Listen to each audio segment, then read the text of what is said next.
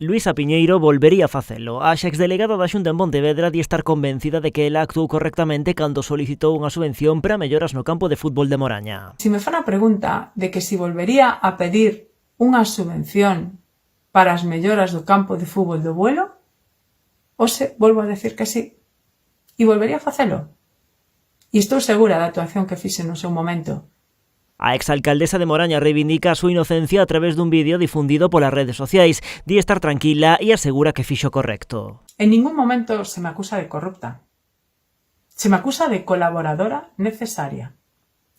E aquí tamén vos digo que o que se está tramitando neste expediente xudicial, no meu expediente xudicial, é un debate sobre se o trámite administrativo de contratación que se fixo na Diputación de Pontevedra para facer unha obra en Moraña se fixo de maneira correcta ou non. Indica que ela só asinou unha solicitude de subvención e pon o foco na Deputación de Pontevedra. Ningún personal do Concello de Moraña, incluíndome a min como alcaldesa, tivemos ningún tipo de relación con este expediente. Foi un expediente única e exclusivamente tramitado na Deputación de Pontevedra. Cree que se está a difuminar a realidade lembrando que o único que se xulga é a correcta tramitación dunha subvención. E vou a falar moi claramente.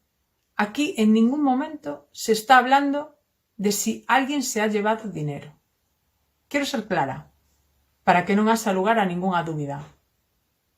Neste expediente falamos de se un trámite administrativo de contratación da Deputación de Pontevedra, contratación que se fixo única e exclusivamente na Deputación de Pontevedra, para unha obra que era esta, das melloras, se fixo correctamente ou non.